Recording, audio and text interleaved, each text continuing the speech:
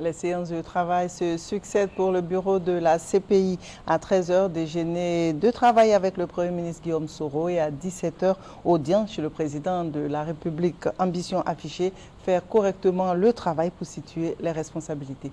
Les détails avec Viviane Aïmé. Première de ce qui sera désormais, il s'agit du déjeuner de travail hebdomadaire entre le président de la République et son Premier ministre. Le rituel qui vient d'être instauré par le président de la République lui permettra d'avoir un regard quotidien sur le travail du gouvernement. Plusieurs questions touchant la vie de la nation ont été examinées en privé.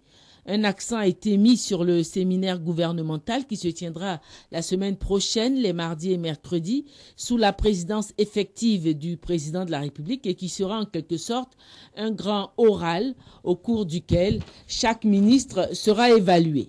Nous avons notamment passé en revue l'ordre du jour du Conseil des ministres qui se tiendra demain, ici au Palais.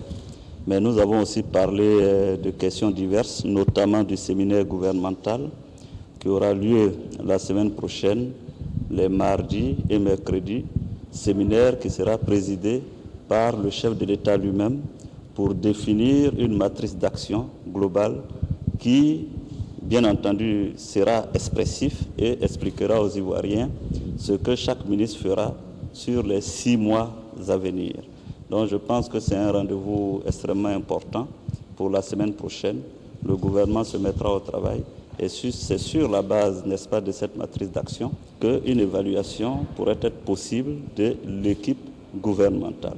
En dehors de ça, nous avons parlé des questions de sécurité, des forces républicaines et la sécurité sur l'ensemble du territoire.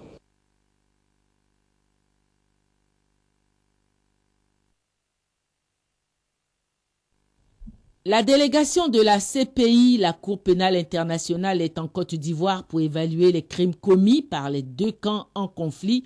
En Côte d'Ivoire, a dit à la presse Mme Fatou Bensouda, la procureure adjointe de cette juridiction pénale qui est depuis hier lundi à Abidjan avec une délégation de cette cour.